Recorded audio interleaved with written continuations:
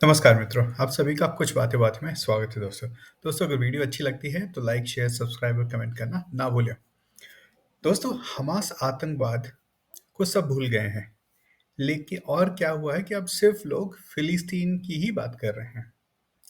यानी कि जो हमास ने जो आतंकवाद किया मचाया इसराइल में, 1300 लोगों को मार डाला, बच्चों को जला डाला, माइक्रोवेव में डाल डाल के उनको जलाया गया है।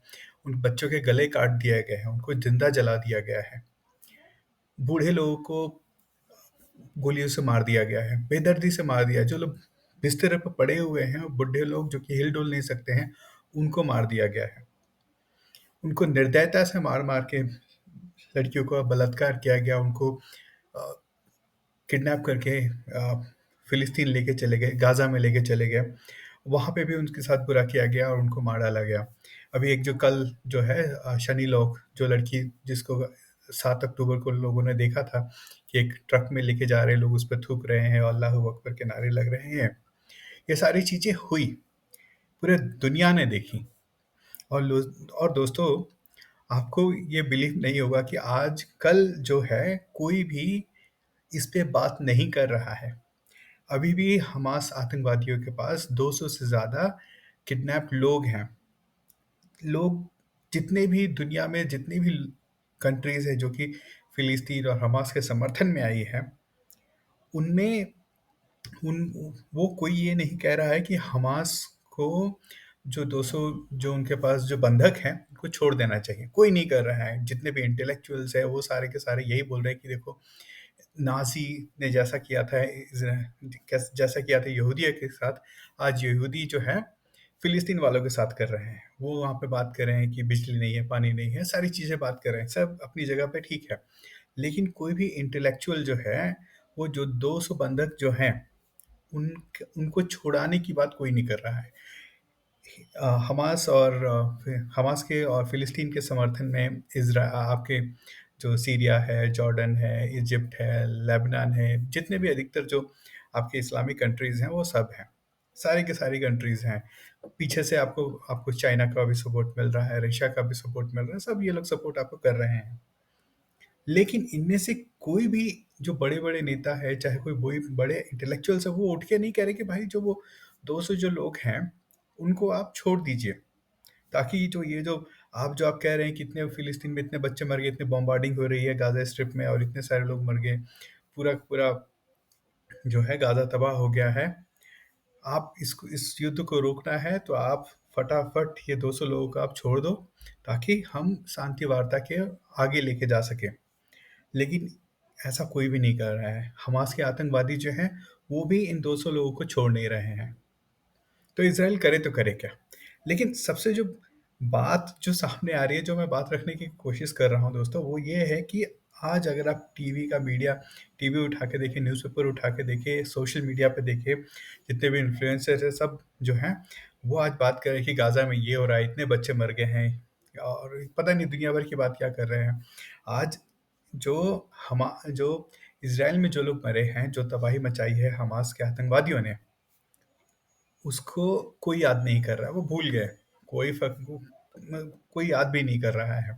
आप जिस तरह से पूरे दुनिया में हमास और फ़िलिस्तीन के प्रति जो सपोर्ट दिख रहा है, उस टाइप का सपोर्ट इज़राइल के प्रति और जो 1300 लोग जो मारे गए हैं और 200 से ज़्यादा लोग जो किडनैप हुए हैं, उसके प्रति किसी भी तरह की कोई सहानुभूति नहीं दिख रही है। यूएस के जो यूनिवर्सिटीज़ हैं, वहाँ पे जो लोग मिसिंग हैं, जो किडनैप्ड हैं, उनके यहाँ पे पोस्टर्स लगाए जा रहे हैं। फ़िलिस्तीन और हमास के जो समर्थक हैं, उसको वो फाड़ दे रहे हैं, उसको हटा दे रहे हैं। कल परसों जो एक बात हुई दागिस्तान का, ठीक है? एक प्लेन जो है तेल अवीव से फ्लाई करके रशिया के दागिस्तान में जाके उतरा।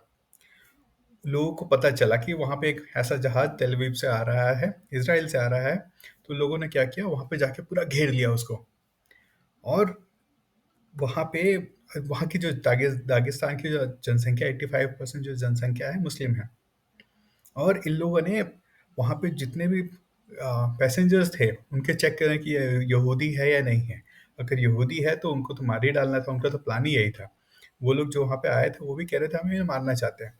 तो बेसिकली मेरे कहने का मतलब नैरेटिव देखिए कि किस तरह से नैरेटिव गढ़ा जा रहा है कि अब किसी को भी याद ही नहीं है कि हमास के आतंकवादियों ने वहाँ पे 1300 लोगों को मारा, औरतों का बलात्कार किया, बच्चों को किडनैप किया, उनके गले काट के उन्हें जिंदा जला दिया, बच्चों को छोटे छोटे बच्चों को उनको ओवन में डाल दिया।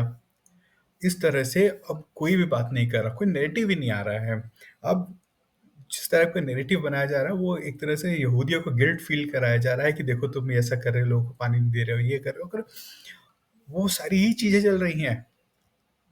तो दोस्तों ये इस तरह से नैरेटिव चलाया जाता है। देखिए ऐसा ही नैरेटिव जो है ये एक सिस्टम है, और ये सिस्टम इतना ताकतवर है दोस्तों कि ऐसी ऐसी चीजें जो आपको भुला देता है, जो वो चाहते हैं कि आप उसको याद ना रखो, वो चीजें आपसे भुला देता है। जैसे कि गोधरा में, गोधरा ट्रेन स्टेशन पे करीब 50 से ज़्यादा कार सेवक या फिर हिंदुओं को एक डब्बे में बंद करके केरोसिन तेल डालकर और उसको आग लगा दी गई, और उसमें वो लोग सारे के सारे लोग जल के मर गए।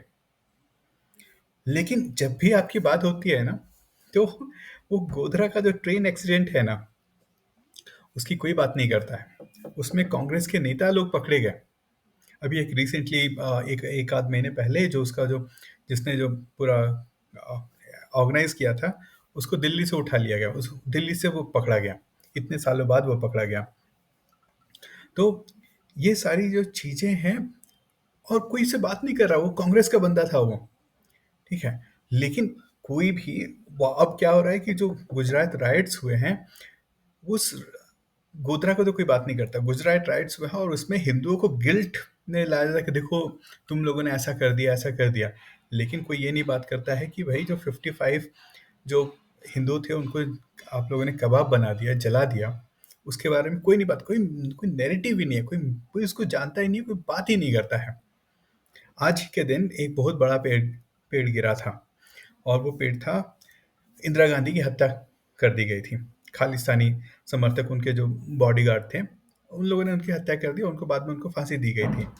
लेकिन उसके बाद एक कांग्रेस ने एक अ, क्या बोलते हैं, सिखों का नरसंहार का चलाया, जो कि दिल्ली और पंजाब, दिल्ली में बहुत तेजी से चला, और दिल्ली में पूरा सिस्टम रहने के बावजूद भी, क्योंकि वो दिल्ली कांग्रेस समर्थित था, वहाँ पे पुलिस और आर्मी ये सब ने कुछ भी नहीं किया। इनफैक्ट आर्मी को बुलाया तक नहीं गया इसको रोकने के लिए। जब तक बुलाया गया तब तक हजारों हजार, लगभग कहते हैं कि यहाँ पे 5,000 सिखों को जला जला दिया गया, मार दिया गया, उनके घरों को तोड़ दिया गया, सब कुछ किया गया, ठीक है। यहाँ पे एक नैरेटिव तो समझाने की जरूरत है कि यहाँ पे तो कम से कम ये तो रहा कि भाई सिखों के जो मारे गए उस चीज को तक तो याद रखा गया। लेकिन एक और चीज जो इस घटना से है, इस घटना से उससे पहले की जो घटना है वो है कि करीब 18,000 हिंदुओं को मारा गया। किसके द्वारा? खालिस्तानी समर्थकों के द्वारा और खालिस्तानियों के द्वारा। ये जो है, ये पार्ट जो है हिस्ट्री का, इस पार्ट को कोई नहीं याद रखता, कोई कहीं पे बात ही नहीं होती है, कोई भी बात नहीं होती है। इनफैक्ट खालिस्तानी लोग जो थे चुन चुन कर लोगों को बसें से उतारते थे, और उसमें देखते थे कौन सिख है और कौन हिंदू है। जो सिख है उसको छोड़ देते थे और हिंदुओं को मार देते थे।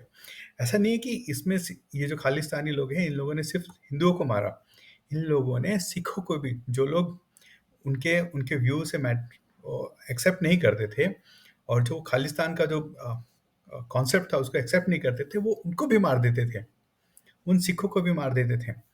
लेकिन ये जो कॉन्सेप्ट, ये जो बात है, इस बात को किसी ने भी कहीं पे भी आपको नहीं मिलेगा कि उन लोगों ने, इन खालिस्तानियों ने चुन चुन के हिंदुओं को मारा, और जो सिख भाई जो अ, उनके साथ नहीं थे उनको भी मार डाला। ये वाली बात जो है कहीं पे भी नहीं पता चलती है। और एक और इसके बाद भी आप ये समझिए कि कांग्रेस पंजाब में लंबे समय तक सत्ता में रही, उसने सिखों का नरसंहार कराया, और उसके बाद भी वो पंजाब में सत्ता में रही। तो नैरेटिव और जो चीजें गढ़ी गई, इस तरह से गढ़ी गई कि जो सिख थे उनको शायद यही याद नहीं रहा है कि इन्हीं कांग्रेसियों ने वहां पे इतना बड़ा हत्याकांड सिखों का कराया। उसके बाद और आगे चलते हैं, एक और उदाहरण देना चाहूंगा, वो है कि महात्मा गांधी। अहिंसा के पुजारी थे और उनकी हत्या नाथूराम गोडसे ने की। नाथूराम गोडसे ने की हत्या के तुरंत बाद पूरे महाराष्ट्र में जहाँ-जहाँ पे चित्पावन ब्राह्मण थे, उनका नरसंहार किया कांग्रेस वालों ने। कहते हैं कि 5,000 के करीब चित्पावन ब्राह्मण्स जो थे, वहाँ पे उनको मारा गया। किसने मारा? कांग्रेसियों ने मारा उनको। और ये कांग्रेसी थे अहिंसा के पुजारी महात्मा गांधी के भक्त, या फिर उनको बोलिए फॉलोअर्स थे ये। तो और सबसे बड़ी बात ये है कि ये जो घटना हुई, 5,000 चित्पावन ब्राह्मणों को मारा गया, उसके बारे में आपको कहीं पे भी कहीं पे भी नहीं पता पढ़ाया जाता है, या फिर कहीं पे उसका मेंशन भी नहीं आता है, और बड़ी मुश्किल से चीज़ों को ढूँढ-ढूँढ के आप निकालेंगे, तब आता है। तो यहाँ पे भी देखिए किस तरह से इन लोगों ने नैरेटिव गढ़ा, या फिर किस तरह से इतिहास लिखा, या फिर किस तरह से चीज़ों को बनाया कि लोग उसको अब उस घटना को पता ही नहीं है। याद तो छोड़िए, याद है या नहीं है, पता ही नहीं, पता रहेगा तभी तो याद रहेगा, तो वो पता ही नहीं है। अब ये एक और रिसेंटली आप देखते रहते होंगे लव जिहाद की इतनी घटनाएं होती हैं, ठीक है, या फिर लिंचिंग की इतनी घटनाएं होती हैं। दोस्तों, अगर एक डेटा के हिसाब से देखेंगे तो मुस्लिमों द्वारा हिंदुओं की लिंचिंग बहुत ज़्यादा होती है। मतलब अगर अगर ये सारी घटनाएं होती हैं, ये तथ्य हैं, लेकिन जो घटनाएं मुस्लिमों मुस्लिमों के ऊपर होती है, उन घटनाओं को इतना बड़ा बना दिया जाता है और वो इंटरनेशनल न्यूज़ तक बन जाती हैं। उसके आधार पे एक नैरेटिव चलाया जाता है कि इंडिया में माइनॉरिटीज़ जो हैं खतरे में हैं। लेकिन वही अगर इसका अपोजिट होता है दोस्तों, तो वो इस तरह से होता है कि वो कहीं दिखता ही नहीं है। न्यूज़ के, अखबारों के भी किसी 5वें छठे पन्ने में आ जाएगा, और उसमें किस 2 समुदायों का मामला बना के लीपापोती कर दी जाती है। तो ये इस तरह से नैरेटिव गढ़ा जाता है जो चाहता है उस तरह से। और इसीलिए अगर आप देखेंगे तो इज़राइल का भी जो अभी हुआ है, इज़राइल में अभी जो बर्बरता हमास के आतंकवादियों ने की है, उसको तो कोई अभी एक्सेप्ट ही नहीं कर रहा है, वो तो भूल गए हैं सब लोग। अब तो खाली ये लोग दिल्ली के न्यूज़ में आ रही हैं कि देखिए भाई ऐसा हुआ या ऐसा हुआ। तो कहने का मतलब है कि इज़राइल करे तो करे क्या? क्या जो उनके जो 200 जो लोग हैं हमास के कब्जे में, क्या उनको ढूंढे नहीं? क्या उनको बचाने की कोशिश ना करे? है तो वो एक देश ही ना, और हर एक देश को अपना अपना क्या बोलते हैं, अपना अपने नागरिकों की सुरक्षा करने का पूर्ण अधिकार है। अगर जैसे कि भारत में पुलवामा हुआ था, उसके बाद भारत ने बालाकोट में स्ट्राइक तो की थी, या फिर भारत, तो जिस तरह से भारत का अधिकार है, भारत ने जहाँ तक जो चीज़ करना चाहता था, भारत उनको एक मैसेज देना चाहता था, वो मैसेज दे दिया उसने, तो ये भारत का अधिकार था। लेकिन अगर हम कहें कि क्या बोलते हैं कि इसराइल जो कर रहा है वो सही है गलत है, मैं ये कहूँगा कि भाई उसका एक अधिकार है। मैं ये नहीं कह रहा कि वो सही कर रहा है, या फिर जो जितनी ताकत को यूज़ कर रहा है वो सही है। लेकिन जो लोग इस युद्ध को रुकवाना चाहते हैं, वो कम से कम ये तो करें कि भाई जो उनके जो 200 जो नागरिक हैं हमास आतंकवादियों के पास, उससे तो छुड़ाएं। उनको तो छुड़ाने का हमास पे प्रेशर तो डालें। लेकिन हमास के लिए तो शायद जिस तरह से ये नैरेटिव बन रहा है, वो तो उनके फायदे की बात हो रही है। जो लोग जिस तरह से जो चीज़ें थी, हमास तो लगता है कि शायद यही कराना चाहता था कि लोग जो उनका पूरा इकोसिस्टम उठ खड़ा हो और उनको सपोर्ट करे, और जो लोगों पे प्रेशर डाले कि कोई सोल्यूशन निकाला जाए। वो तो ये काम कर रहा था। तो वो तो अपने हिसाब से काम कर रहे हैं, लेकिन अब और लोग ये चाहते हैं कि भाई इज़राइल कोई भी काम ना करे, कोई भी अपने लोगों को ढूँढने ना जाए, कुछ भी ना करे, और हमास वाले जो हैं एक के बाद एक कुछ ना कुछ चीज़ें निकाल के देते रहें। हाँ, देखो भाई तुम्हारे 200 में से हमने 10 मार दिए। तो ये जो टेररिस्ट को, आप फ़िलिस्तीन के बारे में बात कीजिए, फ़िलिस्तीन के राइट्स के बारे में बात कीजिए, वो एकदम सही है, उसमें कोई नहीं वो करेगा। लेकिन जो एक आतंकवादी घटना है, उसको आप आतंकवादी घटना नहीं कहेंगे, तो वो आप उसको इनडायरेक्टली उसके सपोर्ट में आ रहे हैं। गाज़ा में जो जी इज़राइल जो कर रहा है, उससे पहले उसने बोला कि भई आप जितने भी यहाँ पे जो सिविलियंस हैं, आप सिविलियंस वहाँ से निकल जाइए। उसने तो सिविलियंस को बोला कि निकल जाइए। हमास के आतंकवादी वो चाहते थे कि नहीं भई यहाँ पे जहाँ पे जो सिविलियंस हैं, सिविलियंस यहाँ पे ही रहें। गाज़ा 7 अक्टूबर को ये घटना हुई थी और अभी 3 दिन पहले, 4 दिन पहले इज़राइल ने ग्राउंड जो बोलते हैं ग्राउंड एक्शन अभी अभी चालू किया है। लेकिन उससे पहले जो भी था वो तो पैम्पलेट बाँटे जा रहे थे, भाई आप सिविलियन से यहाँ पे निकल जाइए। और हाँ, हमास के आतंकवादी तो इतने डरपोक है कि भाई वो तो औरतों और बच्चों को ही आगे करके उनको ही शील्ड बना के लड़ते हैं। एनीवे मेरा तो यही व्यू था कि भाई नैरेटिव किस तरह से बनाया जाता है और ऐसे नैरेटिव बनाया जाता है कि जो जो मेन जो सफ़रर है उसको छोड़कर लोग जिसने घटना को अंजाम दिया है, लोग उसको ही सोचते हैं कि वो विक्टिम है। तो मेरा तो यही व्यू है कि देखिए कैसे बनाया जाता है और ये जो घटना अभी चल रही है हमास और इसराइल कॉन्फ्लिक्ट की, ये बहुत ही अच्छा उदाहरण है दोस्तों उसके बारे में। दोस्तों अगर वीडियो थोड़ी लंबी हो गई है, अगर अच्छी लगे तो लाइक एंड से सब्सक्राइब जरूर करें। बहुत बहुत धन्यवाद दोस्तों, फिर मिलते हैं।